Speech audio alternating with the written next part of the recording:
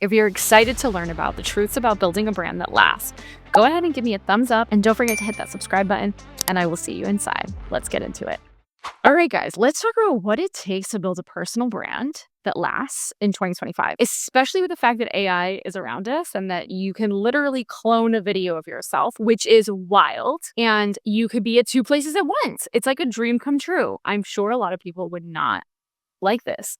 This is going to be a controversial conversation, but I am about it. If you are not a fan of AI, I need to know this. You need to reach out to me in the DMs. You need to tell me. We need to have a discussion. But I got to tell you, I am for all the right reasons. Do I think there should be regulations? Yes. And we're going to find somebody. We're going to bring somebody in this podcast and we're going to talk about it. But anyways, let's talk about personal branding and why it's important today. Now, let's just also clear the air. What's the difference between a personal brand and an influencer? Because I know everyone thinks that a personal brand is an influencer, and that is not true. So what is a personal brand? I'm going to break it down to you as simple as possible, okay? So that you understand. A personal brand is the reputation and emotional identity of a person, okay?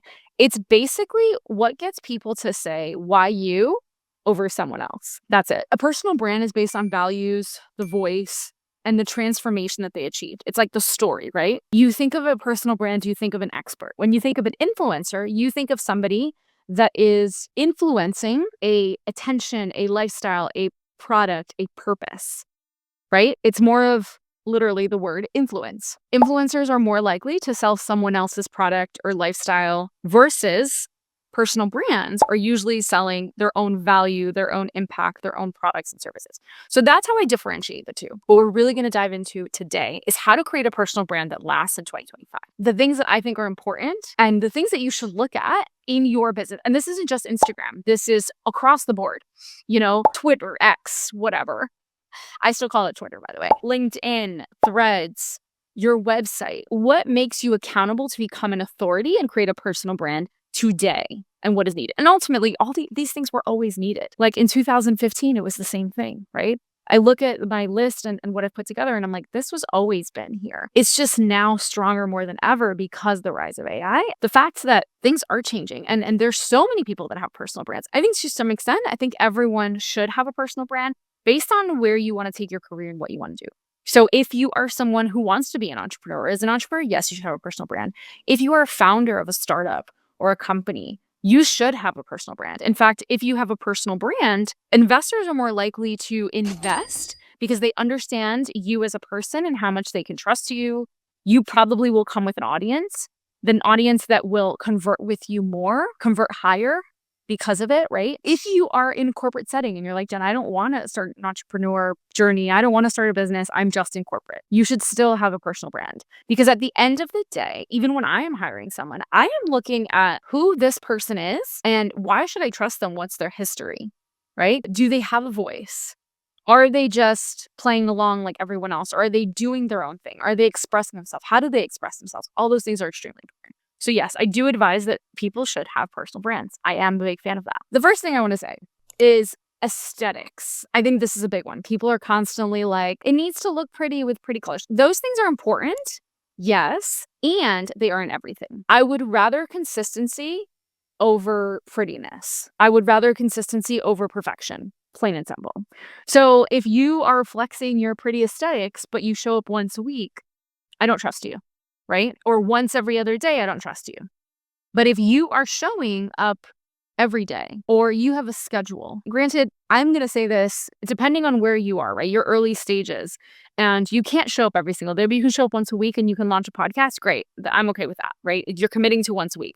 Don't do it once a month. Like, what's the point?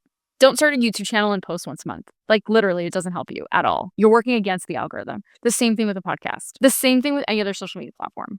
Right? So you want to become an expert in industry, you want to be known. What do you have to do? You have to be consistent. So first and foremost, that is where you want to go. By the way, you guys, if you haven't caught my latest masterclass, the Authority Accelerator Masterclass, it is free. I teach you everything you need to learn to become an authority in 30 days. By the way, you guys, I just want to throw this in here.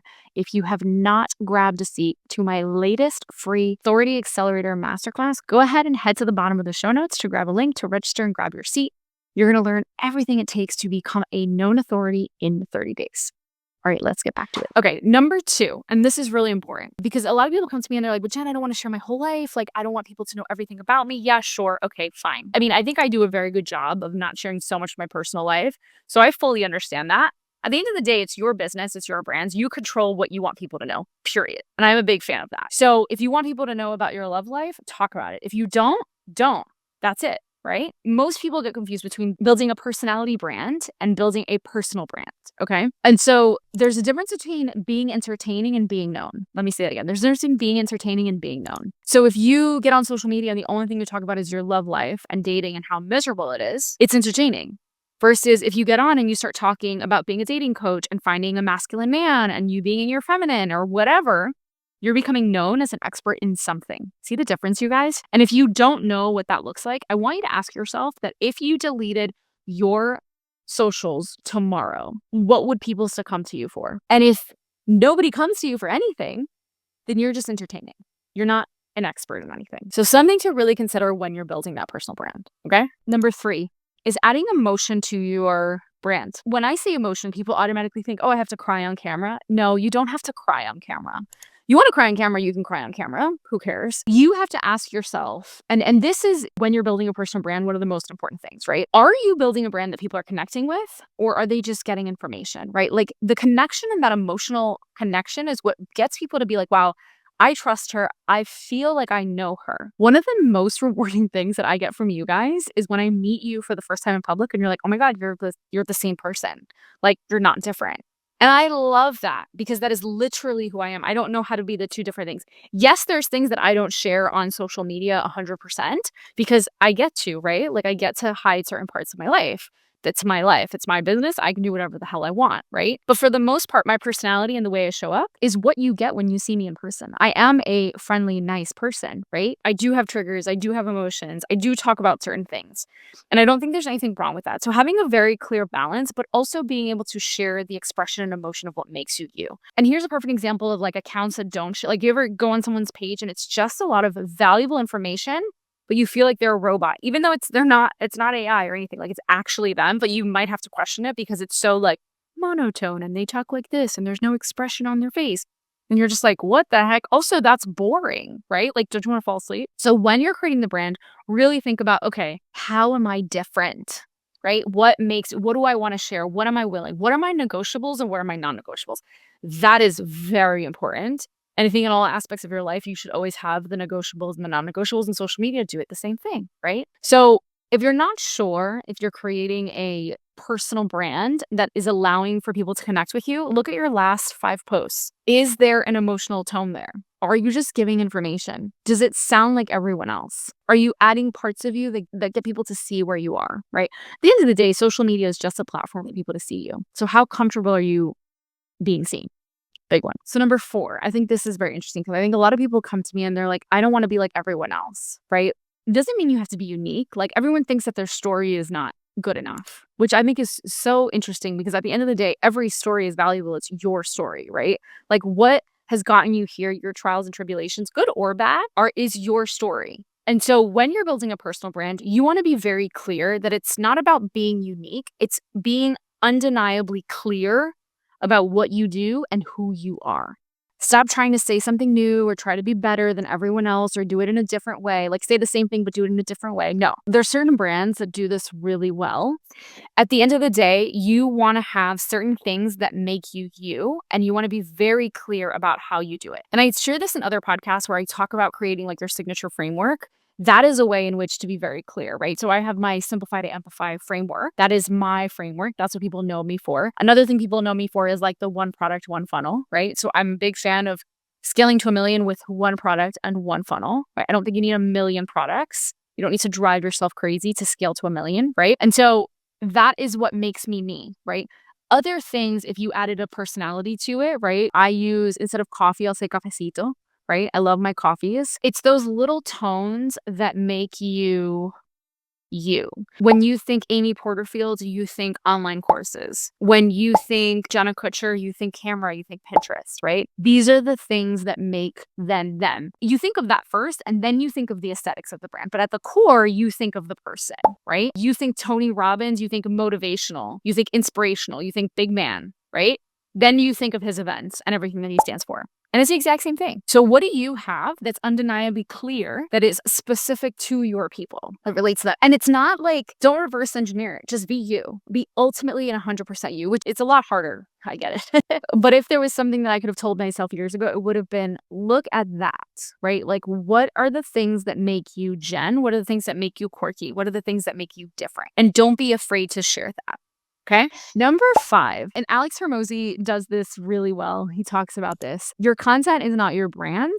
It's your rep. The fastest way to become an authority is not only being consistent, but also sharing the wins of the people. And so many people forget to do this. Sharing the wins of the people that you help get results. So doesn't mean you can't share a win, right? So let's say you post 5 times a week and you have one post that's a personal win within the business, within you, great. But then you have 2 other posts that are testimonials, client results, the things that make you an expert to get people to say, oh yeah, Jen's really good at this, or Alex Hormozi is really good at that, right? Again, the content is not the brand, it's the rep, the reputation. That's what that means. Okay. Number 6, and I think this one hits home. I think brands go through seasons, especially the longer you stay in the game, the harder it gets to like do this for yourself, to be honest with you. You kind of get in your head sometimes, you're scrolling through Instagram, you're watching other people, you forget why it is that you started to do this. And I'm sure some of you listening could totally relate to this. I remember somebody said this to me that like your content feels like everyone else. And then there was the trend on Instagram that it was like put in this prompt on ChatGPT and basically ask it to roast your Instagram. And ChatGPT spit out that I was like trying to impress people from high school based on my content. And I was legitimately hurt by that. It's like, what?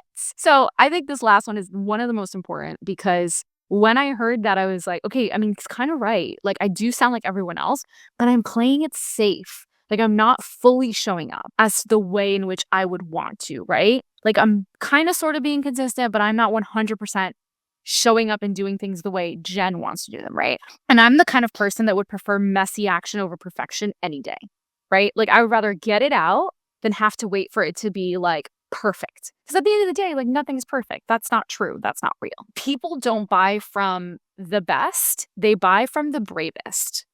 Okay. The more safe your content is, the more forgettable your brand is. So if you sound like everyone else and you're not adding your personality, you're not willing to stand outside of the crowd, you're not willing to say things that might disrupt people, right? So I started this podcast with the very beginning saying like, I think AI is cool. I think it's great. Does it need regulations? Sure. Absolutely.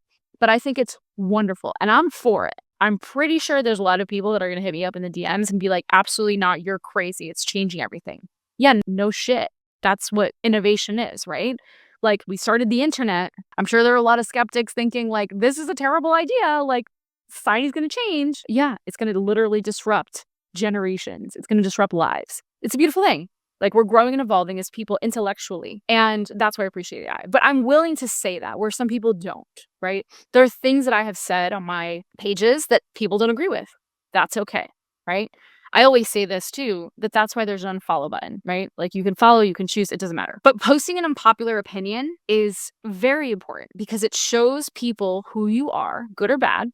And that's a whole other conversation, right? Believing in good or bad, we're not going to dive into that. But it shows people who you are. And so at the end of the day, embrace it because when you are rooted and bold, your brand will stand out. People will recognize and remember.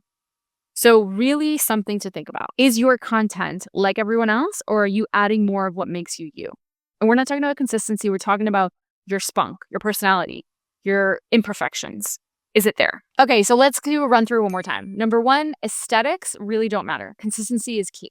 Okay, this goes out to all my perfectionists out there. Number 2, the difference between building a personal brand or personality brand versus a personal brand, okay, is the only difference between being entertaining and being someone that stands for something that someone can trust or learn from. Number 3, your brand isn't about you. It's about the emotional experiences that you make people feel when they enter a room with you and they have that experience with you, right? Being able to share what makes you you and being raw and real is what is going to help people be part of your tribe. This is going to call you in, right?